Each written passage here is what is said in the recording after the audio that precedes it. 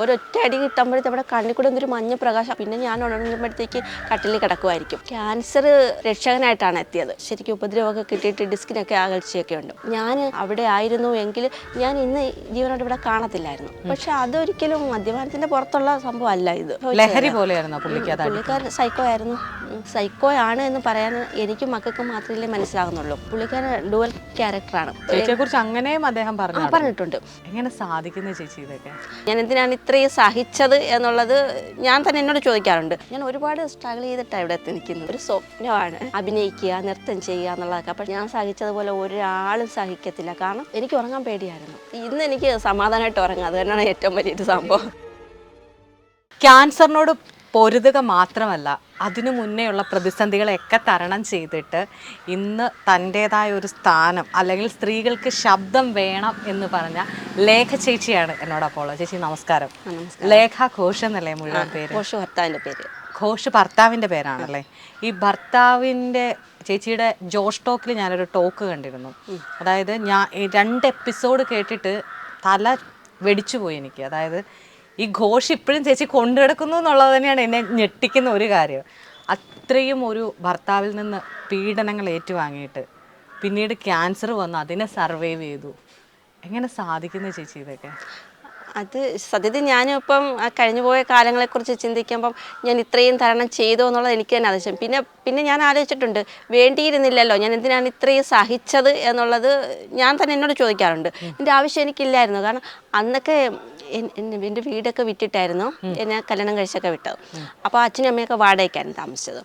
അപ്പം നമ്മുടെ മനസ്സിൽ എനിക്ക് ഒരുപാട് ആൾക്കാരുമായിട്ടങ്ങ് വലിയൊരു സഹകരണവും കാര്യങ്ങളും ഒന്നുമില്ല. അപ്പം നമ്മുടെ ചിന്ത, അയ്യോ കല്യാണം കഴിച്ച് കഴിഞ്ഞാൽ ഭർത്താവിൻ്റെ വീട്ടിലാണ് നിൽക്കേണ്ടത്, പിന്നെ ഇനിയിപ്പോൾ അവിടെ നിന്ന് ഇറങ്ങിക്കഴിഞ്ഞാൽ തന്നെ എങ്ങോട്ട് പോകും, വീടും വസ്തുവൊക്കെ വിറ്റ് അച്ഛനമ്മയൊക്കെ വാടകയ്ക്കാണ്, പിന്നെ നമ്മളിനി അവർക്കൊരു ബാധ്യതയാകണ്ടല്ലോ എന്നൊക്കെ. ചേച്ചി പറയുന്നത് എനിക്ക് മനസ്സിലാവും. എനിക്ക് തോന്നുന്നു പണ്ടുള്ള ആളുകൾ ഇതാണ് പെൺകുട്ടികളെ പഠിപ്പിച്ച് വെക്കുന്നതെന്ന് തോന്നുന്നു അല്ലേ? നമുക്ക് പിന്നെ സമൂഹം എന്നൊരു അതിനെക്കുറിച്ചുള്ളൊരു ചിന്തയോ അവർ നമ്മളെപ്പറ്റി എന്ത് പറയും. ഇപ്പം എനിക്കിപ്പോൾ ഒരു മൈക്ക് വെച്ചിട്ട് എനിക്ക് ജീവിതത്തിൽ നടന്നത് എന്താണെന്ന് എല്ലായിടവും നടന്ന് പറയാൻ പറ്റില്ല. അപ്പം ഇപ്പം നമ്മുടെ എതിർഭാഗത്ത് നിൽക്കുന്ന ആൾ എന്തായാലും അവരുടെ ഭാഗം ന്യായീകരിക്കാൻ വേണ്ടിയിട്ട് എന്ത് കഥ വേണമെങ്കിലും പറയുമല്ലോ. അപ്പം അതൊക്കെ സമൂഹം വിശ്വസിക്കത്തില്ല. അപ്പം ഇങ്ങനെ കുറേ ചിന്തകൾ, മോശക്കാരിയാകുമെന്നുള്ളൊരു ടെൻഷൻ മനസ്സിൽ കുറേ അങ്ങനെയുള്ള ചിന്തകളൊക്കെ ആയിരുന്നു. പക്ഷേ ഇപ്പം ഞാൻ ചിന്തിക്കാൻ തുടങ്ങി. ഇപ്പം ഞാൻ ഈ അസുഖം വന്നു, അവിടുന്ന് ജീവിക്കണമെന്നും ശരിക്കും പറഞ്ഞാൽ ക്യാൻസർ എനിക്ക് രക്ഷകനായിട്ടാണ് എത്തിയത്. സാധാരണ എല്ലാവർക്കും ക്യാൻസർ എന്ന് കേൾക്കുമ്പോൾ പക്ഷേ ഈ ക്യാൻസർ വന്ന ടൈമിൽ ഞാൻ തകർന്നു പോയായിരുന്നു. ഞാൻ എന്ത് ചെയ്യും, എനിക്ക് മുന്നോട്ട് പോകാനെങ്കിൽ ചികിത്സിക്കുകയാണെങ്കിൽ ആങ്ങളമല്ല, ഈ അസുഖം വരുന്ന ടൈമിൽ അമ്മ മരിച്ചിരുന്നു. പിന്നെ അച്ഛനാണെങ്കിൽ നല്ല പ്രായം ചെന്നിട്ട് അങ്ങനെയുള്ള ഒരു അസുഖമൊക്കെ ആയിട്ടിരിക്കുന്ന സമയമാണ്. പ്രായം ചെന്ന വാർദ്ധക്യ സഹജമായ അസുഖം. അപ്പം നമുക്ക് സഹായിക്കാനും ആരുമില്ല. ഭർത്താവ് ഇങ്ങനെ ആയ സ്ഥിതിക്ക് എനിക്ക് രോഗം വന്നു ഇനി ഞാൻ മുന്നോട്ട് എങ്ങനെയാണ്. പിന്നെ നമുക്ക് പെണ്ണുങ്ങൾക്കല്ല ആണുങ്ങൾക്കായാലും നമ്മുടെ സൗന്ദര്യമൊക്കെ നഷ്ടപ്പെട്ട് മറ്റുള്ളവർ നമ്മളൊരു രോഗിയായിട്ട് കാണുമല്ലോ, അങ്ങനെയൊക്കെ ചിന്തകൾ ഒരു വശത്ത്. ചേച്ചി പറയുമ്പോൾ പോലും ചേച്ചി ഒരു ക്യാൻസർ രോഗിയാണെന്ന് എനിക്ക് തോന്നുന്നില്ല. നല്ല രസമുണ്ട് ചേച്ചിനെ കാണാൻ. അപ്പോൾ നമ്മൾ അങ്ങനെ ഒരു ചിന്ത നമ്മുടെ മനസ്സിൽ ഒരു വശത്തുണ്ട്. അല്ല, എനിക്ക് ശരിക്കും മുടിയൊക്കെ ഉണ്ടായിരുന്നു. പഠിക്കുന്ന കാലത്തൊക്കെ നല്ല മുടി ഉണ്ടായിരുന്നു. എങ്കിലും പിന്നെ പുള്ളിക്കാരനായിട്ട് ജീവിക്കാൻ തുടങ്ങിയ മാനസിക സംഘർഷം ഒരുപാടായിരുന്നു. എന്ന് വെച്ചാൽ സ്വസ്ഥമായിട്ട് തന്നെ ഉറങ്ങിയിട്ടില്ലായിരുന്നു. വെക്കുന്ന ഭക്ഷണം എനിക്കൊന്നും കഴിക്കാൻ പറ്റിയിട്ടില്ലായിരുന്നു. വെക്കുന്ന ഭക്ഷണം കഴിക്കാൻ പറ്റില്ല. നമുക്ക് രാത്രി നിന്നിട്ട് എനിക്കൊന്നും വേണ്ട, എനിക്ക് രാത്രിയിലൊന്നും ഉറങ്ങാൻ പറ്റിയാൽ മതിയായിരുന്നു. അതുപോലെ പറ്റാത്തൊരു സിറ്റുവേഷനിൽ കൂടെയാണ് ഞാൻ കാണുന്നത്. അപ്പോൾ നമ്മുടെ സൗന്ദര്യമൊക്കെ പോയി, മുടിയെല്ലാം പോയി, അങ്ങനെയൊക്കെ ആയിരുന്നു.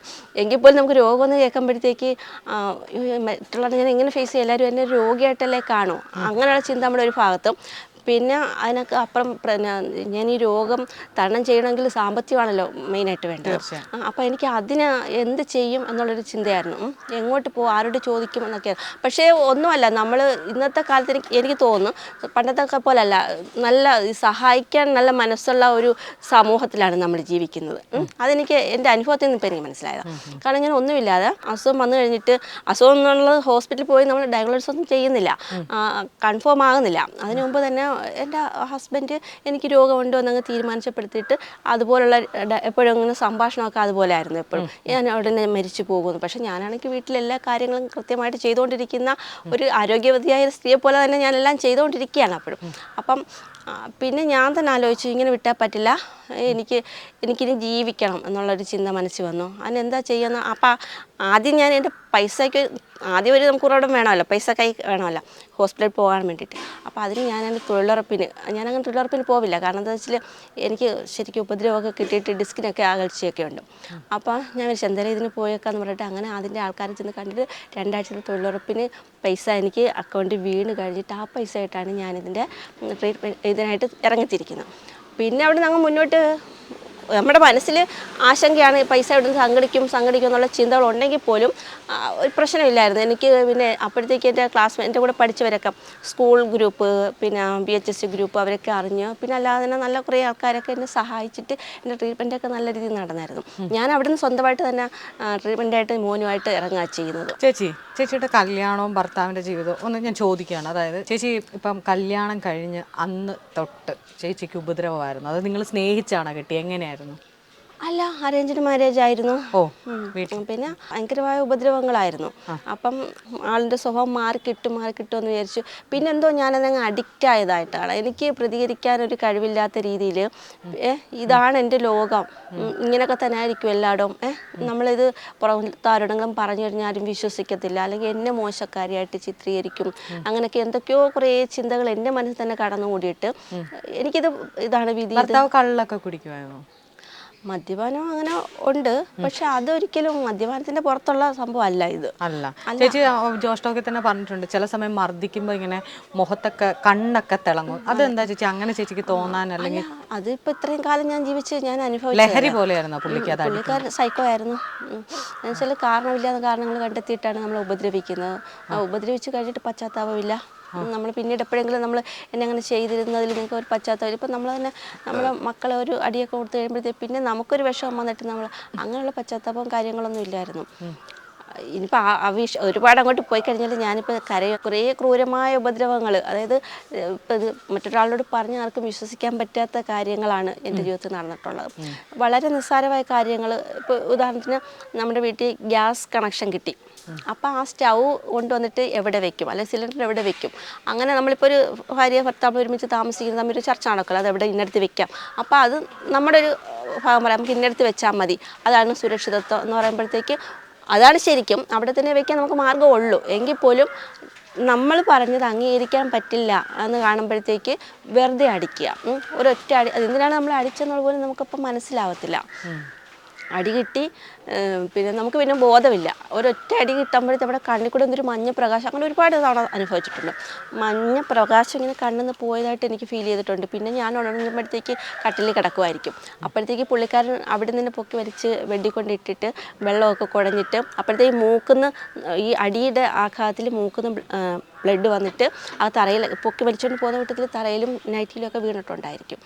അപ്പം പുള്ളിക്കാരൻ അത് പെട്ടെന്ന് എന്നെ വിളിച്ചുണർത്തിയിട്ട് എടീ നൈറ്റ് മാറ് ഇങ്ങനെയാണ് പറയുന്നത്. അപ്പം ഞാനൊരു പാവയെ കണക്ക് അതങ്ങ് അനുസരിക്കുകയാണ് ചെയ്യുന്നത്. ഈ പെട്ടെന്ന് നൈറ്റ് മാറി, അല്ലെങ്കിൽ ആരെങ്കിലും കയറി വന്നാൽ ഇതെന്തോന്ന് ചോദിക്കും എന്ന് ചോദിക്കുമ്പോൾ എനിക്കും എന്തോ വൈരാഗ്യമില്ല പുള്ളിക്കാരനോട്. അപ്പോൾ ഞാൻ നമ്മൾ ഈ മദ്യത്തിന് അടിമയാകുക, ഈ മയക്കുമരുന്നിന് അടിമയെന്ന് പറയുന്ന പോലെ പുള്ളിക്കാരൻ്റെ ആ ഒരു ക്യാരക്ടർ ഞാനങ്ങ് ശരിക്കും അടിമയായതുപോലെ എനിക്ക് മറ്റൊന്നിനെക്കുറിച്ചും ചിന്തിക്കാനുള്ള ഒരു കഴിവില്ല, അതാണ് എൻ്റെ ലോകം എന്നുള്ളൊരു രീതിയിലായിരുന്നു ഞാൻ. ഒരുപാട് തവണ അങ്ങനെ അടിച്ചിട്ട് മൂക്കിൽ കൂടെ ബ്ലഡ് വന്നിട്ടുണ്ട്. പിന്നെ പുള്ളിക്കാരൻ തന്നെ പെട്ടെന്ന് തന്നെ വെള്ളം ഒഴിച്ചൊക്കെ എണീപ്പിച്ചിട്ട് ഡ്രസ്സ് മാറി എന്ന് പറയുമ്പോൾ ഞാൻ ഓട്ടോമാറ്റിക്കായിട്ട് ചേച്ചിയോട് ഇത് വീണ്ടും ചോദിക്കാൻ കാരണം ഇപ്പോഴും ഒരുപാട് സ്ത്രീകൾ ഒരുപാട് പേര് അനുഭവിക്കുന്നുണ്ട്. അവർക്ക് ഇതുപോലെ പേടിയുണ്ട്, അവർക്കിത് മനസ്സിലാവില്ല. ഇപ്പം ചേച്ചിക്ക് മനസ്സിലായി, ചേച്ചി ഒരു 3 വർഷമായതുള്ളൂ ഇങ്ങോട്ടൊന്ന് വെളിയിലേക്ക് വന്നത്. അവർക്കത് മനസ്സിലാവില്ല. ചേച്ചി എത്ര പറഞ്ഞാലും ഇത് നിങ്ങളെ ചെയ്യുന്നത് ശാരീരികമായ ഉപദ്രവം ഒരു തരത്തിലും സ്നേഹത്തിൻ്റെ ഭാഷയല്ല, അതവർക്ക് പറഞ്ഞാൽ മനസ്സിലാവില്ല. അപ്പം അനുഭവസ്ഥർ പറയുമ്പോൾ അവർക്ക് പിന്നെ എപ്പോഴെങ്കിലും ഒന്ന് മനസ്സിലാവും. ഇപ്പം ചേച്ചിയോട് ഞങ്ങൾ ആ സമയത്ത് വന്നിട്ട് പറയാൻ ലേഖയെ സഹിക്കണ്ട, ലേഖ നിർത്തിക്കോ എന്ന് പറഞ്ഞാൽ ചേച്ചിക്ക് പോരാൻ പറ്റില്ലായിരിക്കും. ഞാൻ എൻ്റെ കഥകൾ ചിലപ്പം അപ്പം ആ കാലഘട്ടത്തിൽ തന്നെ എൻ്റെ ഏതെങ്കിലും ഒരു കൂട്ടുകാരോട് പറയുമ്പോഴത്തേക്ക് നീ എന്തിനാ ഇത്ര സഹിക്കുന്നതെന്ന് ചോദിക്കും. അപ്പോൾ എനിക്കും അറിയത്തില്ല ഞാൻ എന്താ സഹിക്കുന്നതെന്നുള്ളത്. നീ അല്ലാതെ അപ്പം എൻ്റെ കഥകൾ കേട്ടാൽ ഇത് വിശ്വസിക്കാൻ പറ്റില്ല. ഇതിങ്ങനെ ഒരു സ്ത്രീ അനുഭവിച്ചോ, അല്ലെങ്കിൽ ഇത്രയും ഒരു സ്ത്രീ എന്തിനാ ഇത് സഹിച്ചു എന്നുള്ളത്. ശരിക്കും ഞാനും ഇന്ന് അതിങ്ങനെ ചിന്തിക്കാറുണ്ട്, ഞാൻ എന്തിനായിരുന്നു ഇത്ര സഹിച്ചത് എന്നുള്ളത്. ഞാൻ ഡിഗ്രി വരെയൊക്കെ പോയതായിരുന്നു.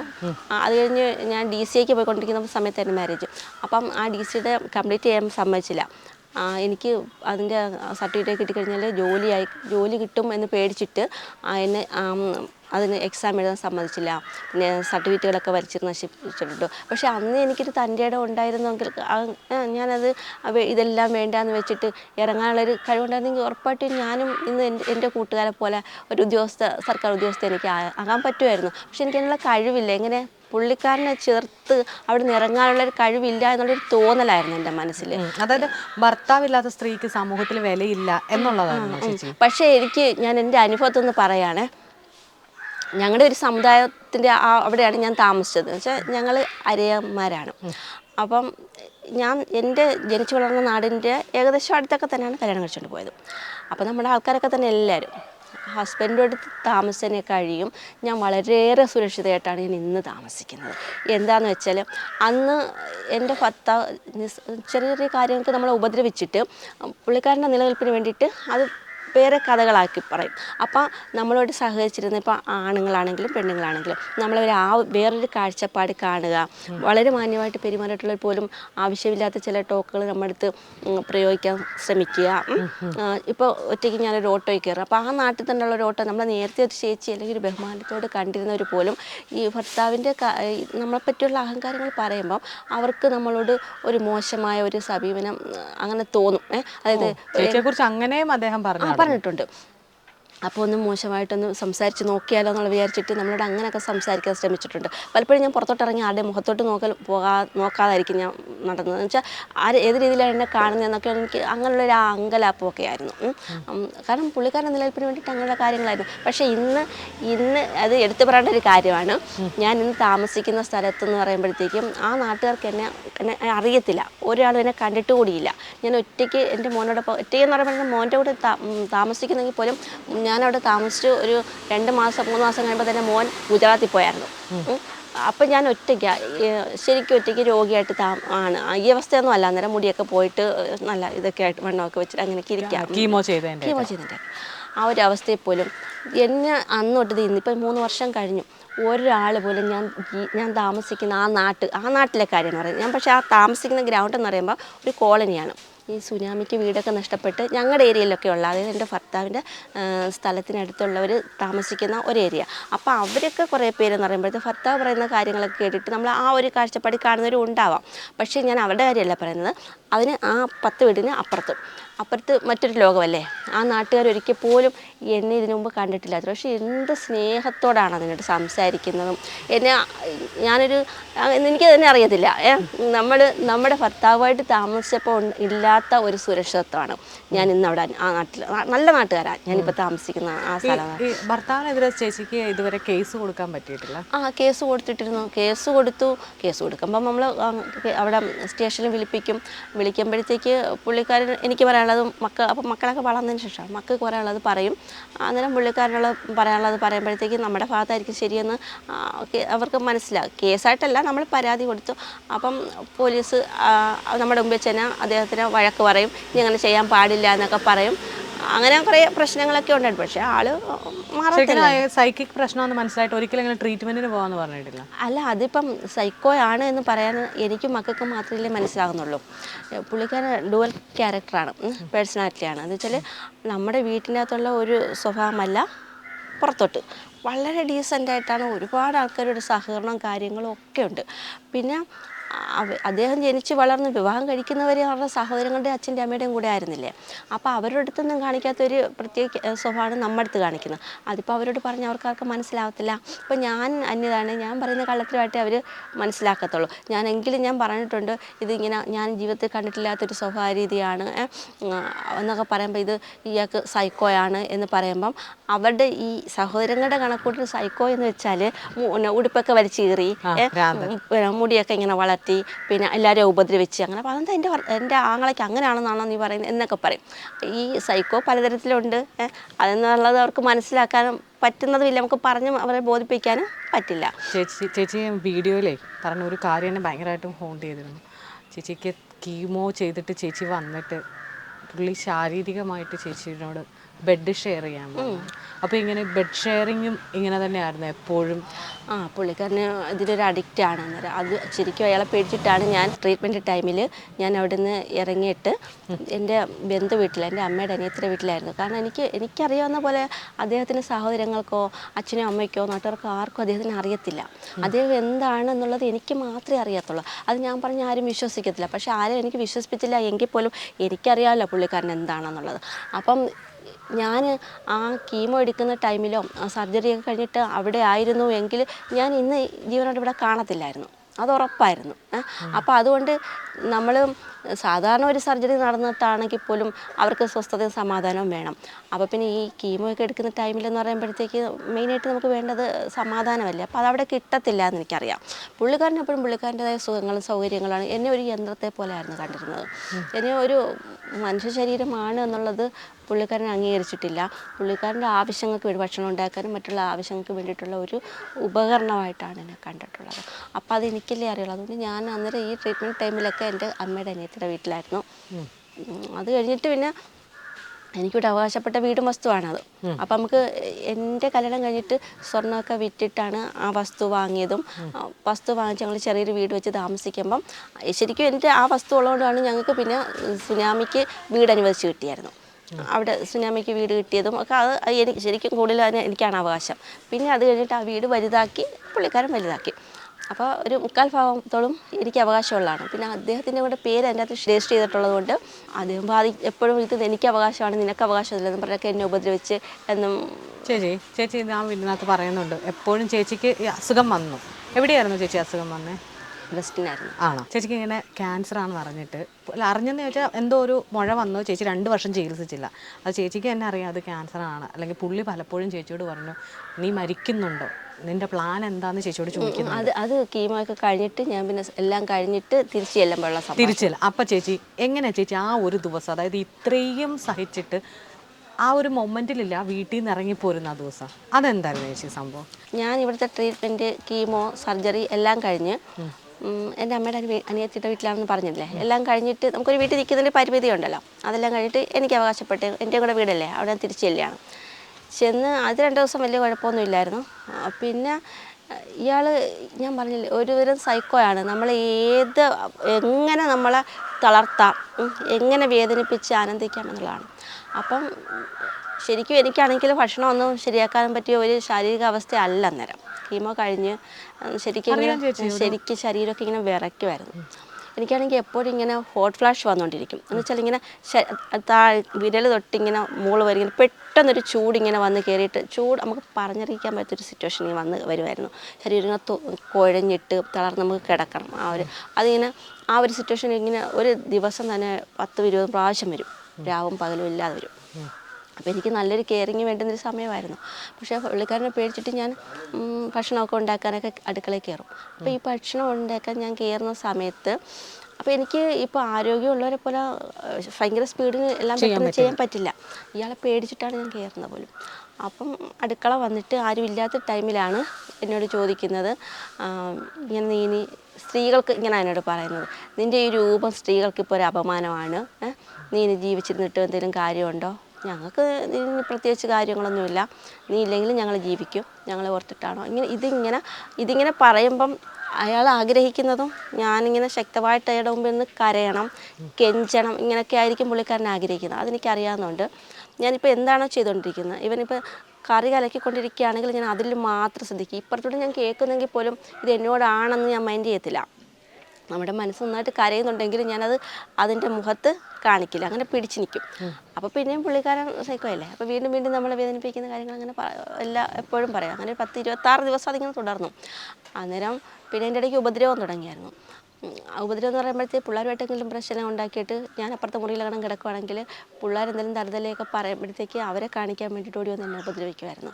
അങ്ങനെയൊക്കെ വന്നപ്പോൾ എനിക്ക് ഒരു വിധത്തിലും പിടിച്ച് നിൽക്കുക. അപ്പം ഞാൻ പിന്നെ ഇങ്ങനെ കുറേ ദിവസം കൊണ്ട് ഇങ്ങനെ ആലോചിക്കാൻ തുടങ്ങി, ഞാൻ എന്തിനാണ് ഇങ്ങനെ എൻ്റെ മക്കളൊക്കെ വളർന്നു, പിന്നെ എനിക്കൊരു ആപത്ത് വന്ന സമയത്ത് പോലും പുള്ളിക്കാരിൽ നിന്ന് എനിക്ക് ഒരു വാക്കിന് പോലും നിനക്ക് എങ്ങനെ ഉണ്ടെന്ന് പോലും, അല്ലെങ്കിൽ നീ വിഷമിക്കേണ്ട, അത്രയും മതി നമുക്ക്, നീ വിഷമിക്കേണ്ട, നമുക്ക് എന്ത് വേണ്ടത് ചെയ്യാം എന്ന് പോലും ഇല്ലാത്തൊരാളിൻ്റെ അടുത്താണ് ഞാൻ ഈ ഫൈറ്റ് ചെയ്ത് ഇവിടെ നിൽക്കുന്നത്. അപ്പോൾ അതിൻ്റെ ആവശ്യമുണ്ടോ എന്ന് ഞാനിങ്ങനെ ചിന്തിക്കാൻ തുടങ്ങി. അല്ലെങ്കിൽ പിന്നെ മാത്രമല്ല ഇനി എനിക്കൊന്ന് ജീവിക്കണം എന്നൊരു തോന്നൽ എൻ്റെ മനസ്സിലിങ്ങനെ തുടങ്ങിയപ്പോഴത്തേക്ക് അതിങ്ങനെ കുറേ ദിവസം കൊണ്ട് ഞാനിങ്ങനെ ആലോചിക്കാൻ തുടങ്ങി. അങ്ങനെ മക്കളോട് പറഞ്ഞു നമുക്കിവിടുന്ന് ഇറങ്ങാമെന്ന് പറഞ്ഞപ്പോഴത്തേക്ക് പിന്നെ മോൻ പറഞ്ഞു അമ്മ എങ്ങോട്ടാണ് പോകണം അവിടെ ഞാനും വരുമെന്ന് പറഞ്ഞു. അപ്പോൾ മോള് പറഞ്ഞു അമ്മയുടെ കൂടെ ഞാൻ വന്നു കഴിഞ്ഞാൽ അപ്പോൾ നമുക്കെന്ന് വെച്ചാൽ വീട് ചെന്ന് താമസിക്കാനൊരു വീടില്ല, ഉണ്ടായിരുന്നത് വിറ്റിട്ടാണ് നമ്മളിവിടെ. അച്ഛന് അതിനിടയ്ക്ക് എൻ്റെ ഈ കീമോ കഴിഞ്ഞ ആ ഇടയ്ക്ക് അച്ഛൻ മരിക്കുകയും ചെയ്തു. കീമോ കഴിഞ്ഞ് ഞാൻ ഈ വീട്ടിലെത്തിക്കഴിഞ്ഞാണ്. ഈ വീട്ടിലെത്തി ഞാനത് ജൂലൈയിലാണ്, അതായത് 2021 ജൂലൈയിലാണ് കീമോ കഴിഞ്ഞ് അങ്ങോട്ട് ചെല്ലുന്നത്. ആഗസ്റ്റ് 2-നാണ് ചെല്ലുന്നത്. ആഗസ്റ്റ് 24-ന് അച്ഛൻ മരിക്കുന്നു. അപ്പം അതൊരു സ്റ്റോറിയാണ്. അതായത് ഇത്രയൊക്കെ സഹിച്ച് നമ്മൾ പുള്ളിക്കാരുടെ അടുത്ത് ചെന്നിട്ട് എൻ്റെ അച്ഛൻ മരിച്ച സമയത്ത്, അതായത് അച്ഛൻ മരിച്ചത് രാത്രിയിലാണ് നമ്മൾ അറിഞ്ഞ ടൈമിൽ ഉറങ്ങിക്കിടന്ന ആളിനെ പെട്ടെന്ന് ഞാൻ വിളിച്ചുണർത്തിയിട്ട് നമുക്ക് പോകണ്ടേ, പെട്ടെന്ന് ഒരുങ്ങുമെന്ന് പറഞ്ഞിട്ട് ഞാൻ പിള്ളേരെയൊക്കെ വിളിച്ചുണർത്തുന്നു. അപ്പോൾ അച്ഛൻ ഇങ്ങനെ മരിച്ചതായിട്ട് അങ്ങനെ തന്നെ ഞാൻ പറഞ്ഞപ്പോഴത്തേക്ക് എപ്പോഴെന്നും പറഞ്ഞ് ഇങ്ങനെ ചാടി എഴുന്നേറ്റ ആൾ പിന്നെ ചാടി എഴുന്നേറ്റ്. അപ്പോൾ ഞാൻ പറഞ്ഞത് ഇപ്പോൾ മെസ്സേജ് കണ്ടതേ ഉള്ളൂ, മോള് പറഞ്ഞു എന്ന് പറഞ്ഞിട്ട്. എന്നിട്ട് ഞാൻ മോനെയൊക്കെ വിളിക്കാനായിട്ട് പോയിട്ട് വന്നപ്പോൾ ആളങ്ങനെ തന്നെ കിടക്കുക. എഴുന്നേൽക്കുന്നില്ല, നമുക്ക് ഓട്ടോ വിളിക്കുന്നില്ല, എനിക്ക് നമുക്ക് പോകണ്ടേ എന്നൊക്കെ ചോദിച്ചിട്ട് ആൾ പിന്നെ അവിടെ നിന്ന് ചലിച്ചില്ല. അപ്പോൾ എനിക്ക് മനസ്സിലായി വരാൻ ഉദ്ദേശമില്ല. ഞാനിപ്പോൾ അച്ഛൻ്റെ അല്ലെങ്കിൽ എൻ്റെ വീട്ടിലാരുടെയും കല്യാണത്തിനോ അല്ലെങ്കിൽ പുരവാസത്തിലേക്കോ അച്ഛൻ്റെ മറ്റെന്തെങ്കിലും കാര്യത്തിനല്ലല്ലോ, എൻ്റെ അച്ഛൻ മരിച്ചെടുത്ത് ഞാൻ പോവുമല്ലേ. അപ്പോൾ ഈ ഇദ്ദേഹത്തിന് ഞാൻ വലിച്ച് നിർബന്ധപൂർവ്വം കൊണ്ടുപോകേണ്ട കാര്യമില്ലല്ലോ, ഇദ്ദേഹം ഞങ്ങളെ കൂട്ടിക്കൊണ്ട് പോകണ്ടേയല്ലേ. അന്നേരം പിന്നെ മോൻ തന്നെ ഓട്ടോ വിളിച്ചിട്ട് ഞങ്ങൾ അങ്ങനെ പോവുകയായിരുന്നു ചെയ്തത്. പിന്നെ ആ കർമ്മങ്ങൾക്കും കാര്യങ്ങൾക്കൊന്നും പുള്ളിക്കാരൻ എത്തിയിട്ടില്ലായിരുന്നു, വന്നിട്ടില്ലായിരുന്നു, സഹകരിച്ചിട്ടില്ലായിരുന്നു. ഞാൻ അച്ഛൻ്റെ വാരിക്കളച്ചിൽ എല്ലാം കഴിഞ്ഞിട്ട് ഞാൻ തിരിച്ചു ചെന്നു. ഞങ്ങൾ ഇറങ്ങാണ്ടായത് കാരണം അത് തന്നെയാണ്. ഞാൻ തിരിച്ചു ചെന്നപ്പോൾ പുള്ളിക്കാരൻ വിചാരിച്ചു അദ്ദേഹം വരാത്തതിൻ്റെ ഒരു വിഷമം എനിക്കുണ്ടാകും, ഞാൻ അതിനെക്കുറിച്ച് ചോദിക്കുകയോ പറയുകയോ ചെയ്യും. അപ്പോൾ പുള്ളിക്കാരന് അദ്ദേഹത്തിൻ്റെ ന്യായം എന്നോടത്ത് അവതരിപ്പിച്ച് പിന്നെ അതൊരു സീനാക്കാം, വഴക്കാക്കാം എന്നൊക്കെ വിചാരിച്ചപ്പോൾ ആ ഒരു കണക്കൂട്ടിലാണ് പുള്ളിക്കാരൻ മുന്നോട്ട് പോകുന്നത്. ഞാൻ അവിടെ എത്തിക്കഴിഞ്ഞപ്പോൾ ഞാൻ പക്ഷേ ഇങ്ങനൊരു സംഭവം നടന്നതായിട്ട് പോലും, ഞാൻ ഇതിനേക്കാളും വലിയ കാര്യങ്ങൾ തരണം ചെയ്തിട്ട് വന്ന് നിൽക്കുന്നൊരു സ്ത്രീയാണ്. അപ്പം ഇയാളിൽ നിന്ന് ഇത്രയൊക്കെ കിട്ടത്തുള്ളൂ എന്നുള്ളത് എനിക്കറിയാം. ഇപ്പം എൻ്റെ അച്ഛൻ മരിച്ചത് അടുത്ത അയാൾ വന്നില്ല എങ്കിൽ വന്നില്ല, ഞാൻ അതങ്ങ് അക്സെപ്റ്റ് ചെയ്യാൻ തീരുമാനിച്ചു. അപ്പോൾ അതിനെക്കുറിച്ച് ഞാൻ ഒരു വാക്ക് പോലും ചോദിച്ചിട്ടില്ല. ഞാൻ ആ വീട്ടിൽ നിന്ന് ഇറങ്ങിയപ്പോൾ എങ്ങനെയായിരുന്നു അതുപോലെ തന്നെ എന്നത്തെയും പോലെ പിറ്റേന്ന് ഭക്ഷണമൊക്കെ ഉണ്ടാക്കി പുള്ളിക്കാരന് കൊടുത്തപ്പോൾ ഇത് ഇയാൾക്ക് സഹിക്കുന്നില്ല. അപ്പോൾ ആരെങ്കിലും സമൂഹത്തിൽ ഇപ്പോൾ ഇദ്ദേഹത്തിൻ്റെ സഹോദരങ്ങളോ ആരെങ്കിലുമൊക്കെ ചോദിച്ചിട്ടുണ്ടാവും നീ ചെയ്ത് ശരിയല്ലല്ലോ എന്ന് ചോദിച്ചപ്പം ഇയാൾക്ക് അത് എൻ്റെ അടുത്തൊന്ന് റിയാക്ട് ചെയ്യണം. അതെങ്ങനെ നിൻ്റെ കുറ്റം കൊണ്ടല്ലേ നീ കാരണം ഞാൻ വരാമെന്ന് എന്തെങ്കിലും പറഞ്ഞ് ഞാനുമായിട്ടൊന്ന് പ്രതികരിച്ചൊരു വഴക്കം ഉണ്ടാക്കണം. പക്ഷെ ഞാൻ അതിനുള്ള അവസരം കൊടുക്കുന്നില്ല, ഞാൻ അതിനെക്കുറിച്ച് ചോദിക്കുന്നില്ല. എൻ്റെ അച്ഛൻ മരിച്ചതായിട്ടോ മരിച്ചതിനടുത്ത് പുള്ളിക്കാരൻ വരാഞ്ഞതായിട്ടോ യാതൊന്നും ഞാൻ ചോദിക്കുന്നതേയില്ല. സാധാരണ പോലെ കഴിഞ്ഞു പോകണം. അപ്പം അങ്ങനെ വന്നപ്പോഴത്തേക്ക് എന്നെ ഉപദ്രവിക്കണം, എന്തെങ്കിലും പറഞ്ഞ് പ്രശ്നം ഉണ്ടാക്കണം. അങ്ങനെ പിള്ളേരുമായിട്ട് എന്തെങ്കിലും പ്രശ്നങ്ങൾ ഉണ്ടാക്കിയിട്ട് വന്ന് ഉപദ്രവിക്കാൻ തുടങ്ങി. അങ്ങനെയൊക്കെ ആയപ്പോഴത്തേക്ക് എനിക്കൊരു വിധത്തിലും നമുക്ക് അഡ്ജസ്റ്റ് ചെയ്ത് പോകാം. ഇപ്പോൾ പുറമേ നിൽക്കുന്നവർക്ക് തോന്നാം മോളെ കളഞ്ഞിച്ച് വന്നു അല്ലെങ്കിൽ എല്ലാ വീട്ടിലും വഴക്കില്ലേ എന്നൊക്കെ. ഈ പറയുന്നവർക്ക് നമ്മുടെ സ്ഥാനത്ത് വന്നിട്ട് അനുഭവിക്കുമ്പോൾ മനസ്സിലാകും ഇവൾ ഞാൻ സഹിച്ചതുപോലെ ഞാൻ എവിടെ വേണമെങ്കിലും അത് പറയാം, ഞാൻ സഹിച്ചതുപോലെ ഒരാളും സഹിക്കത്തില്ല. കാരണം എന്നെ തിരിഞ്ഞു നോക്കാത്ത ഒരാളിന് ഞാൻ അന്നും ഭക്ഷണമൊക്കെ ഉണ്ടാക്കി കൊടുത്തിട്ടാണ് ഞാൻ ഹോസ്പിറ്റലിൽ അഡ്മിറ്റ് ആകാൻ പോകുന്നത്. മനസ്സിലായില്ലേ? അങ്ങനെ ഉറക്കത്തിൽ പോലും വന്ന് അടിക്കുമായിരുന്നു അല്ലേ, മർദ്ദിക്കുമായിരുന്നു. എനിക്ക് ഉറങ്ങാൻ പേടിയായിരുന്നു. ഇന്ന് എനിക്ക് സമാധാനമായിട്ട് ഉറങ്ങാം, അത് തന്നെയാണ് ഏറ്റവും വലിയൊരു സംഭവം. ചേച്ചി പറയുമ്പോൾ ഒക്കെ നമുക്ക് ചേച്ചി പറഞ്ഞ പോലെ തന്നെ ആ വേദനകളൊക്കെ ആയിരിക്കാം ചേച്ചീനെ ക്യാൻസർ വന്നത് വേദന അറിയിക്കാതിരുന്നത്. വേദന ഉണ്ടാവാം, അതിന് തരണം ചെയ്യാൻ ചേച്ചീനെ ഭയങ്കര സ്ട്രോങ് ആക്കിയത് അതായിരിക്കും. ചേച്ചി ഭയങ്കര കെയറിങ് ഒക്കെയാണ്, ഭയങ്കര ഇതായിരുന്നെങ്കിൽ ചേച്ചി ക്യാൻസർ വന്ന് തകർന്നു പോയാണ്. അത് എനിക്ക് ക്യാൻസർ വന്ന ആ ടൈമിൽ തന്നെ എൻ്റെ ഭർത്താവിൻ്റെ കൂട്ടുകാരൻ്റെ സഹോദരൻ്റെ ഭാര്യയ്ക്ക് ക്യാൻസർ വന്നിട്ടുണ്ടായിരുന്നു. ആ കുട്ടിക്ക് 4 കീമോ ഉള്ളായിരുന്നു, എനിക്ക് 6 കീമോ ഉണ്ടായിരുന്നു. അപ്പം ഞാനിതെല്ലാം ഒറ്റയും തരണം ചെയ്തിട്ടാണ് എൻ്റെ ഭർത്താവിൻ്റെ അടുത്ത് തിരിച്ചു ചെല്ലുന്നത്. അപ്പോൾ എന്നോട് ഒരിക്കൽ പോലും നീ എന്തൊക്കെ അനുഭവിച്ചു, നീ എങ്ങനെയായിരുന്നു ആ ഒരു സിറ്റുവേഷൻ കടന്നു പോയത്, അല്ലെങ്കിൽ നിനക്ക് ഇപ്പം എന്താണ്, യാതൊന്നും ചോദിച്ചിട്ടില്ലാത്ത ആൾ എൻ്റെ അടുത്തിരുന്നുകൊണ്ട് വേറുള്ള മറ്റേ ആ കൂട്ടുകാരൻ്റെ വൈഫിനെ കുറിച്ച് പറയും, ഇതുവരെ അടുക്കളയിലൊന്നും കയറത്തില്ല, ഒന്നും ചെയ്തിട്ടില്ല. പക്ഷേ ഞാൻ എന്തുകൊണ്ടാണ് കയറുന്നത്, ഇയാളെ ഭയന്നിട്ടാണ് കയറുന്നത്. എൻ്റെ സിറ്റുവേഷൻ അതായതുകൊണ്ടാണ്, എനിക്കെല്ലാം ആരോഗ്യം ഉണ്ടായിട്ടല്ല. അത് നല്ല സാമ്പത്തികമൊക്കെ ഉള്ളവരാണ് അവർ. അപ്പോൾ മറ്റുള്ളവരുടെ അവശതകൾ നമ്മുടെ അടുത്ത് നിന്നുകൊണ്ട് പറയും, നമ്മളെ കാണുന്നില്ല. ആ കുട്ടിക്ക് എൻ്റെ ഹസ്ബൻഡിന് ആ കുട്ടിക്ക് ജോലിയുണ്ട്. എൻ്റെ ഹസ്ബൻഡ് ഉദ്യോഗസ്ഥനാണ്. ഗൾഫിൽ നിന്ന് തന്നെ ജോലി പിന്നെ രാജിവെച്ചിട്ടോ മറ്റോ അതിനെ കെയർ ചെയ്യാൻ വേണ്ടി വന്ന് നിൽക്കുകയാണ്. പിന്നെ അവർ സാമ്പത്തികമായിട്ട് നല്ല അപ്പോൾ ഏതൊരാൾക്കും കീമോയൊക്കെ എടുത്തും സർജറി കഴിഞ്ഞും ക്യാൻസറൊക്കെ വരുമ്പോഴുള്ള മാനസികവും ശാരീരിക അവസ്ഥ ഒന്ന് തന്നെയാണ്. പിന്നെ നമ്മുടെ അവസ്ഥകളെന്ന് വെച്ചാൽ നമ്മളെ കെയർ ചെയ്യാൻ ആളുണ്ടെങ്കിൽ നമുക്ക് റെസ്റ്റ് എടുക്കാൻ പറ്റും. കെയർ ചെയ്യാൻ ഇല്ല, അല്ലെങ്കിൽ നമ്മുടെ ജീവിതം ഇത്രത്തോളം ദാരുണ്യമായിട്ടാണ് മുന്നോട്ട് പോകണമെങ്കിൽ അങ്ങനെ. അപ്പം അങ്ങനെയായിരുന്നു എൻ്റെ അവസ്ഥ. പക്ഷെ എന്തൊക്കെയാണെന്ന് പറഞ്ഞാൽ ചേച്ചി അവിടെ നിന്ന് ഇറങ്ങി ഇന്ന് ചേച്ചി സീരിയലിൽ അഭിനയിക്കുന്നുണ്ട്. ചേച്ചി ലൈഫിൽ തന്നെ ഭയങ്കര പ്രകാശം കാണുന്നുണ്ട്. അത് ചേച്ചിയുടെ മുഖത്തുണ്ട്. അത് നമ്മളെ പോലുള്ള ഇപ്പം ഞാൻ പറഞ്ഞു ഒരുപാട് സ്ത്രീകൾക്ക് അതൊരു വെളിച്ചമാണ് ചേച്ചി വന്നത്. അതെങ്ങനെയാണ് ചേച്ചി പിന്നീട് ഇവിടെ നിന്ന് ഈ 3 വർഷത്തിനിടയ്ക്ക് ചേച്ചി ഇങ്ങനെ ഒരു ഗ്രോപ്പ്? അതെന്ന് പറഞ്ഞാൽ ഞാൻ രോഗാവസ്ഥയിലല്ലേ ഇറങ്ങുന്നത്. എൻ്റെ ശരീരമാണെങ്കിൽ എന്തെങ്കിലും ചെയ്യാൻ തുടങ്ങുമ്പോൾ തന്നെ ശരീരം വിറയ്ക്കുമായിരുന്നു, നന്നായിട്ട് വിറയ്ക്കും. പക്ഷേ എനിക്ക് അങ്ങനെയല്ല, എൻ്റെ മനസ്സിന് നല്ല പവറായിരുന്നു. ഇനി ജീവിച്ച് കാണിക്കണമെന്നുള്ള ഞാൻ ഒരുപാട് സ്ട്രഗിൾ ചെയ്തിട്ടാണ് ഇവിടെ എത്തി നിൽക്കുന്നത്. എന്ന് വെച്ചാൽ ഈ നന്നായിട്ട് റെസ്റ്റ് എടുക്കേണ്ട ഒരു ടൈമാണിത്. കീമോ കഴിഞ്ഞിട്ട് നമ്മൾ റെസ്റ്റ് എടുത്ത് എനിക്കറിയാവുന്ന 1-2 അടുത്ത് ഞാൻ അന്വേഷിക്കുമ്പോൾ അവരൊക്കെ നല്ല കെയറിങ്ങിലാണ് മുന്നോട്ട് പോകുന്നത്. എനിക്ക് പക്ഷേ അത് പറ്റുന്നില്ല. എനിക്ക് അന്ന് വരുമാനവും കണ്ടെത്തണം, മനസ്സിലായില്ലേ, എൻ്റെ ജീവിതം കഴിഞ്ഞു കൂടണം, അങ്ങനെ കുറേ പ്രശ്നങ്ങൾക്കിടയിലൂടെയാണ് ഞാൻ. മോൻ തന്നെ ആണെങ്കിലും അന്ന് പഠിച്ചുകൊണ്ടിരിക്കുകയാണ്. അവൻ പിന്നെ +2 കഴിഞ്ഞു ഇൻഡസ്ട്രിയൽ ഇലക്ട്രിക് എഞ്ചിനീയറിംഗ് പഠിച്ചിട്ട് അവൻ PSCയുടെ കോച്ചിങ്ങിന് പോവുകയാണ്. അത് മാത്രമല്ല അവനെ സംബന്ധിച്ചുള്ള ഒരു അത്രയൊക്കെ ഇതാണെങ്കിൽ പോലും ഒരു പക്വതയില്ല. എന്ന് വെച്ചാൽ അങ്ങനെ വീട്ടിൽ ഉത്തരവാദിത്തങ്ങളൊന്നും അറിഞ്ഞില്ല. എൻ്റെ ഹസ്ബൻഡിനെ ഉപദ്രവിക്കുമെങ്കിൽ പോലും വീട്ടു ചിലവ് കാര്യങ്ങളൊക്കെ അദ്ദേഹം നടത്തുന്നുണ്ടായിരുന്നല്ലോ. അപ്പോൾ അതുകൊണ്ട് പിള്ളേർക്ക് അതിനെക്കുറിച്ചൊന്നും അറിയേണ്ട കാര്യമില്ല. അപ്പോൾ അതുകൊണ്ട് നമ്മൾ വേറെ താമസം ആയപ്പോഴും അവനതിനെക്കുറിച്ചുള്ളൊരു അത്രയ്ക്കൊരു ഇതില്ല. അപ്പം ഞാൻ വേണം എല്ലാ കാര്യങ്ങളും. ഒരുപാട് കഷ്ടപ്പെട്ടു. അതിപ്പോൾ നമ്മൾ വാക്കുകൾ കൊണ്ടൊന്നും പറയാൻ പറ്റില്ല. എന്താണെന്ന് വെച്ചാൽ എങ്ങനെ മുന്നോട്ട് പോകാം, ഈ ശരീരം വളരെ വീക്കാണ്, ഇവിടെ നിന്നുകൊണ്ട് ഞാൻ എങ്ങനെ പോകാം എന്നുള്ള ചിന്തയായിരുന്നു. അങ്ങനെ പിന്നെ ഞാൻ കുറേ താറാവിനെയൊക്കെ വിലയ്ക്ക് വാങ്ങുന്നു. എനിക്ക് പോയിക്കൊണ്ട് വരാനൊന്നും പറ്റുന്ന അവസ്ഥ പോലുമല്ല. അങ്ങനെ ഞാൻ ശരിക്കും പറഞ്ഞാൽ ആ ഇടയ്ക്കാണ് ഞാൻ ഫോൺ ഉപയോഗിക്കാൻ തുടങ്ങി. ഫോൺ എനിക്ക് ശരിക്കും ഒരു മിത്രമായിരുന്നു. എൻ്റെ എന്ത് കാര്യങ്ങളും ഞാൻ ഫോണിൽ നോക്കിയിട്ടാണ് മനസ്സിലാക്കുന്നത്. ഞാൻ തയ്യൽ പോലും പഠിച്ചിട്ടുണ്ട്. തയ്യൽ പഠിക്കുന്നത് എല്ലാം അതിൽ നോക്കി പഠിച്ചിട്ട് എനിക്ക് ഇടാനുള്ള ഡ്രസ്സുകൾ തന്നെ കണ്ടാൽ റെഡിമെയ്ഡാണെന്ന് തോന്നും, അതേപോലെ ഞാൻ തയ്ക്കുമായിരുന്നു. അങ്ങനെ അതുപോലെ തന്നെ ഈ താറാവിൻ്റെ കാര്യങ്ങൾ തന്നെ എനിക്കെൻ്റെ വീട്ടിൻ്റെ വാതിക്ക് എത്തുന്ന പരിപാടി എങ്ങനെയാണെന്ന് വെച്ചാൽ അത് സെർച്ച് ചെയ്ത് അങ്ങനെ ആളുകളെ കണ്ടെത്തി അവരെൻ്റെ വാതിക്ക് തന്നെ എനിക്ക് കൊണ്ടുതരുമായിരുന്നു. താറാൻ കുഞ്ഞുങ്ങളെ കൊണ്ടുതന്നു അതുങ്ങളെ വളർത്തി. അതൊക്കെ പറഞ്ഞാൽ ഭയങ്കര കഥയാണ്. എന്നുവെച്ചാൽ മഴയോ നമ്മുടെ തൊട്ടടുത്തുള്ള സ്ത്രീകളൊക്കെ വീട്ടിലെ ഭക്ഷണമൊക്കെ ഉണ്ടാക്കിയിട്ട് അവിടെ ഇരുന്ന് സ്വറ പറയുന്ന സമയത്ത് എനിക്ക് ശാരീരികമായിട്ട് ഭയങ്കര വീക്കായിട്ടിരിക്കുന്ന, എനിക്കൊന്ന് റെസ്റ്റ് എടുക്കാൻ പോലും പറ്റാതെ ഞാൻ ഈ കുഞ്ഞുങ്ങളാണ് ഡേ ഓൾഡ് കുഞ്ഞുങ്ങളായിരുന്നു. അതായത് അന്ന് തന്നെ വിരിഞ്ഞ് കിട്ടുന്നത്. അപ്പോൾ അത് നമ്മൾ നല്ല കെയറിങ് കൊടുക്കണം. പിന്നെ ഒരു വാടക വീട്ടിലാണ് താമസിക്കുന്നത്. വലിയ വിശാലമായ വീടൊന്നുമല്ല, ചെറിയ വീടാണ്, ഒരു കോളനിയാണ്. അപ്പോൾ ആ പരിമിതിക്കകത്ത് നിന്നിട്ട് വേണം ഇതൊക്കെ നോക്കാൻ. കുറേ കഷ്ടപ്പെട്ടു. വീട്ടിൻ്റെ അകത്ത് കൊണ്ടത് വെക്കുന്നു, കുറേ അത് വാക്കുകൾ കൊണ്ട് എനിക്ക് വിശദീകരിക്കാൻ പറ്റില്ല. ഒരുപാട് കഷ്ടപ്പെട്ടു. അതുപോലെ മഴയൊന്നുമില്ല, മഞ്ഞൊന്നുമില്ല. ഞാൻ മഴയത്തൊക്കെ നിന്ന് തന്നെ അതുങ്ങൾക്ക് തീറ്റകളൊക്കെ, അതായത് നമുക്ക് ഇത്രയും താറാവ് ഇങ്ങനെ വളർന്നു വരുമ്പോഴത്തേക്ക് ഇവർക്കുള്ള തീറ്റകൾ കണ്ടെത്താനുള്ള പൈസ നമ്മുടെ കയ്യിലുണ്ടെങ്കിൽ എന്നാൽ പിന്നെ ഇത് വളർത്തേണ്ട കാര്യമില്ല. അതേപോലെ നമുക്ക് തീറ്റയ്ക്ക് അത്രയ്ക്ക് നല്ല ചിലവാണ്. അപ്പോൾ അതിന് നമ്മൾ പിന്നെ ഞാൻ ഈ മീൻ വേസ്റ്റ് മീൻ വിൽക്കുന്ന സ്ഥലത്ത് നിന്ന് വേസ്റ്റ് വരെ കൊണ്ടുവന്നിട്ട്, ഓർക്കണം സുഖമില്ലാതിരിക്കുന്നൊരു സ്ത്രീയാണ്, കൊണ്ടുവന്നിട്ട് അത് ഞാൻ മണിക്കൂറോളം ഇരുന്ന് പൊടിപ്പൊടിയായിട്ട് അരിഞ്ഞ്, കുഞ്ഞുങ്ങളല്ലേ, പൊടിപ്പൊടിയായിട്ട് അരിഞ്ഞ് കുറേ കഷ്ടപ്പെട്ടു. ചിലപ്പോൾ മഴയാണെങ്കിൽ ആ മഴയത്തിരുന്ന് തന്നെ മൊത്തം വെട്ടിയെടുക്കേണ്ടി വരും. കാരണം നമ്മുടെ ശരീരം മൊത്തം അഴുക്കൊക്കെ വീണിട്ടുണ്ടായിരിക്കും. നമ്മളിങ്ങനെ വെട്ടുന്ന സമയത്ത് വലിയ ഇത്രയൊക്കെയുള്ള തലകളായിരിക്കും. അത് വെട്ടി അരിയുന്ന സമയത്ത് നമ്മുടെ ദേഹം മൊത്തം നിറയും. അതുമായിട്ട് നമുക്ക് മഴ വരുമ്പോൾ ഓടി അകത്തോട്ട് കയറാൻ പറ്റില്ല.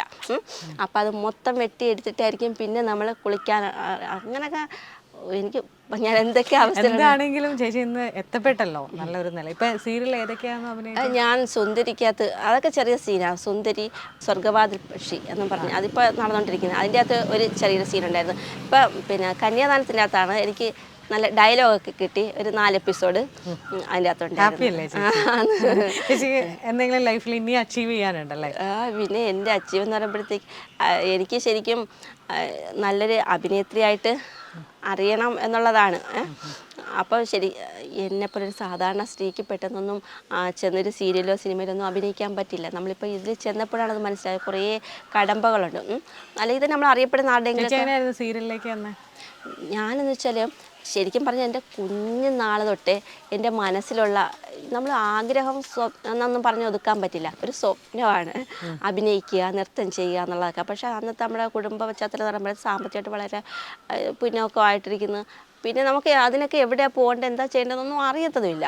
അപ്പം നമ്മൾ നമ്മുടെ ആഗ്രഹങ്ങളൊക്കെ ഉള്ളിൽ ഒതുക്കി. ചേച്ചി നൃത്തത്തിൽ അരങ്ങേറ്റവും നടത്തിയല്ലേ? അരങ്ങേറ്റം അല്ലടാ, അരങ്ങേറ്റം നടത്തിയില്ല. ഞങ്ങളിപ്പം അതിൻ്റെ ഇത് അടവുകൾ പഠിച്ചുകൊണ്ടിരിക്കുന്നേ ഉള്ളൂ. പക്ഷേ ഇപ്പം കുറച്ച് നാളായി ക്ലാസ്സിന് പോകാനും പറ്റുന്നില്ല. ഞങ്ങളെ പഠിപ്പിച്ച ടീച്ചറിൻ്റെ ജോലി കിട്ടിയൊക്കെ പോയി. പിന്നെ അല്ലാതെ അരങ്ങേറ്റമല്ല, പഠിച്ചു തുടങ്ങിയപ്പോഴേ നമുക്ക് അതിൻ്റെ ആ ഒരു വെപ്രാളം ഇത് കൊണ്ടിട്ട് എവിടെയെങ്കിലും കളിക്കണം എന്നുള്ള ഇത് വന്നിട്ട് ഞങ്ങൾ പിന്നെ കോട്ടയത്ത് ഒരു പ്രോഗ്രാമിൽ, ഒരു ഗ്രൂപ്പിൻ്റെ ഒരു പ്രോഗ്രാമിൽ ഒരു കഥ സെമി ക്ലാസിക്കും കഥകും കൂടെ മിക്സ് ചെയ്തിട്ട് ഞാനും ചേച്ചിയും കൂടെ ചെയ്തായിരുന്നു അവിടെ. അന്നേരം ഈ ഇപ്പം അഭിനയ രംഗത്ത് എത്തണം, അത് അറിയപ്പെടുന്ന വലിയ അവാർഡുകളൊന്നും വാങ്ങണമെന്നൊന്നും അല്ല, എങ്കിലും ഒരു അഭിനേത്രിയായിട്ട് അറിയണം എന്നാണ് എൻ്റെ ആഗ്രഹം. പക്ഷേ എന്നെപ്പോലെ ഒരു സാധാരണ സ്ത്രീക്ക് പെട്ടെന്ന് അങ്ങോട്ട് കയറി ചെല്ലാനൊന്നും പറ്റില്ല. ഞാനിപ്പോൾ ഈ 4-5 മാസം കൊണ്ട് നമ്മൾ മനസ്സിലാക്കിയ കാര്യമെന്ന് വെച്ചാൽ, ഞാൻ ഒരു ദിവസം തന്നെ കുറഞ്ഞൊരു 4 കാസ്റ്റിംഗ് കാളിനെങ്കിലും ഞാൻ എൻ്റെ ബയോഡേറ്റയും ഫോട്ടോ അയച്ചുകൊണ്ടിരിക്കുകയാണ്. ഞാൻ വിട്ടുകൊടുക്കത്തില്ല, ഞാൻ എങ്ങനെയെങ്കിലും അതിങ്ങനെ ശ്രമിച്ചുകൊണ്ടിരിക്കാം, എവിടെയെങ്കിലും കൂടെ എനിക്കൊരു ഇത് തെളിഞ്ഞ് വന്നാലോന്ന് വെച്ചിട്ട്. അപ്പം നമ്മൾ ഇങ്ങനെ അയക്കുമ്പോഴത്തേക്ക് പലരും നമ്മൾ സെലക്റ്റായി എന്നും പറഞ്ഞ് നമ്മൾ വിളിക്കും. സെലക്റ്റായി ഇത്ര ദിവസത്തെ ഇതാണ് എന്നൊക്കെ പറയും, പേയ്മെൻറ്റ് ഇത്രയും എന്നൊക്കെ പറയും. പക്ഷേ അതൊക്കെ ഫേക്കാണ്. അവർ ശരിക്കും അവരാരും അഭിനയിപ്പിക്കാൻ വേണ്ടിയിട്ടോ അല്ലെങ്കിൽ ഒരു സിനിമ പിടിക്കാൻ വേണ്ടിയിട്ടുള്ളവരല്ല. അതൊക്കെ ചുമ്മാ വേറെ കുറേ ഇത് മനസ്സിൽ കണ്ടിട്ടുള്ള ഇതാണ്. അപ്പോൾ അതൊക്കെ ഫേക്ക്. പിന്നെ ഈ ഒരു 100 പേരിൽ ഒരു 95% ഇങ്ങനെ തന്നെയാണ്. ബാക്കി 5% അത് നമ്മൾ കയറി പറ്റുകയെന്ന് വെച്ചാൽ ഭയങ്കര റിസ്ക്കാണ്. മനസ്സിലായില്ലേ? നമുക്ക് അഭിനയിക്കാനായിട്ട് ഒരു നമ്മളെ കയറ്റുക എന്നുള്ളത്. അപ്പോൾ പിന്നെ ആരെങ്കിലും നമ്മളെ സഹായിക്കാൻ വേണം. ഇപ്പം ഞാൻ പറയുന്നത്, ഇപ്പം എൻ്റെ ഇത് കണ്ടിട്ടെങ്കിലും എൻ്റെ മനസ്സിലാഗ്രഹം ഞാൻ പറയാണ്. അതായത് ഇത് ഇപ്പം എൻ്റെ വീഡിയോസ് കണ്ടിട്ടെങ്കിൽ പോലും ഇപ്പം ഞാൻ നോക്കിയിട്ട് ഞാൻ മനസ്സിലാക്കിയിട്ടുള്ള ഇപ്പം ലോഹിതദാസ് സാറ് മരിച്ചുപോയി അദ്ദേഹം, എങ്കിലും ലോഹിതദാസ് സാറ്, പിന്നെ സത്യൻ സാറ്, പിന്നെ അതുപോലെ തന്നെ ശ്രീനിവാസ് സാറൊക്കെ വെച്ചാൽ ഈ സാധാരണപ്പെട്ടവരുടെ അവരുടെ മാനസികാവസ്ഥ മനസ്സിലാക്കി അവരുടെ ജീവിതങ്ങളൊക്കെ അല്ലേ അവരുടെ സിനിമകളിലൊക്കെ കാണിക്കുകയും പിന്നെ അതുപോലെ കുറേ പേര് അവരൊക്കെ രക്ഷപ്പെടുത്തിയിട്ടുണ്ടെന്ന് എനിക്കറിയാം. അപ്പോൾ അതുപോലെ അവരുടെയൊക്കെ ഒരു മൈൻഡുള്ള ഏതെങ്കിലും പുതുമുഖ ഡയറക്ടർമാരോ പ്രൊഡ്യൂസർമാരോ സിനിമയായിട്ട്, അല്ലെങ്കിൽ സിനിമ തന്നെ ഒന്നല്ല, അഭിനയ രംഗവുമായിട്ട് ബന്ധപ്പെട്ട ആരെങ്കിലുമൊക്കെ എൻ്റെ ഇത് കണ്ടിട്ട് നമ്മളിത് സഹായിക്കണം എന്നുള്ള, അല്ലാതെ എനിക്ക് പെട്ടെന്ന് കയറി പോകാൻ പറ്റില്ല ഒരു വിധത്തിലും. ഞാൻ ശ്രമിച്ചുകൊണ്ടേയിരിക്കുന്നു, എന്നെ കൊണ്ട് പറ്റുന്ന ഭാഗം ഞാൻ ശ്രമിച്ചുകൊണ്ടേയിരിക്കുന്നു. പക്ഷേ നമുക്കതിനൊക്കെ ഒരു ഭാഗ്യം കൂടെ വേണം അവിടെ രക്ഷപ്പെടണമെന്നുണ്ടെങ്കിൽ. എങ്കിലും ഞാനിപ്പോൾ ഈ കുറഞ്ഞ നാൾ കൊണ്ട് തന്നെ എനിക്കിപ്പോൾ ഒരു ഡയലോഗൊക്കെ പറയാൻ പറ്റിയ സീരിയലിലൊക്കെ എത്തുക എന്നുള്ളത് ഒരു ഭാഗ്യമായിട്ട് തന്നെ ഞാൻ കാണുന്നത്. കാരണം എന്തായാലും ഞാനവിടെ ചെന്ന് കഴിഞ്ഞിട്ട് പരിചയപ്പെട്ട പലരും 5-6 വർഷത്തെ എക്സ്പീരിയൻസ് ഉണ്ട്.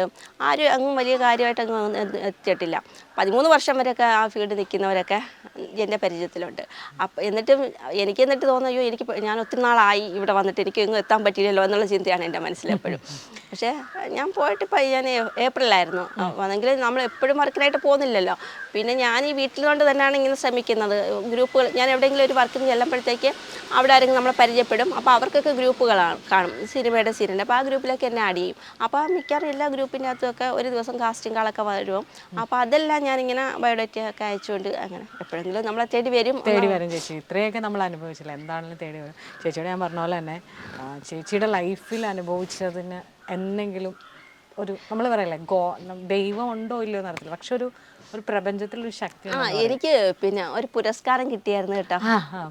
എനിക്ക് ഈ നവംബർ 1-ന് പിന്നെ തിരുവനന്തപുരം APJ അബ്ദുൽ കലാം സ്റ്റഡി സെന്ററിന്റെ പുരസ്കാരം കിട്ടിയായിരുന്നു.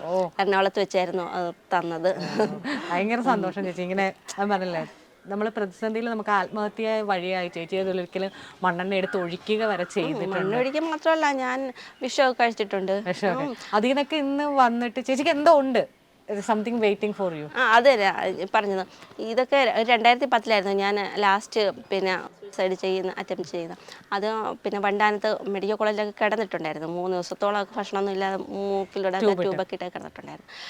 പിന്നീട് ഞാൻ ചിന്തിക്കാൻ തുടങ്ങി ഇതൊന്നും അല്ല എനിക്ക് ഇനി ഞാൻ മരിക്കില്ല എന്നുള്ളത് എൻ്റെ മനസ്സിൽ തീരുമാനം എടുത്തിട്ടുണ്ടായിരുന്നു. മരിക്കാൻ ശ്രമിക്കില്ല, കാരണം മരിക്കാനാണെങ്കിൽ മരണത്തിൻ്റെ തൊട്ടടുത്തെത്തിയിട്ടുണ്ടായിരുന്നു. വേണമെങ്കിൽ എനിക്ക് അപ്പം മരിക്കാം, അപ്പം ഞാൻ മരിക്കാനുള്ളതല്ല എന്നുള്ളത് എനിക്കപ്പോൾ ബോധ്യപ്പെട്ടു. ഇനി എന്താണെന്ന് വെച്ചാൽ മുന്നോട്ട് പോകാം. പക്ഷേ എങ്കിലും ഈ ക്യാൻസർ എന്നുള്ള അസുഖം വന്നു അതെനിക്ക് ദൈവം തന്നെ കണക്കൂട്ടി ചെയ്തതാണോ എന്നാണ് ഞാനിപ്പോൾ വിശ്വസിക്കുന്നത്. കാരണം ഇപ്പം എങ്ങനെയാണ് അവസ്ഥ? ഇപ്പോൾ ഫോളോ അപ്പ് ചെയ്തുകൊണ്ടിരിക്കുകയാണ്.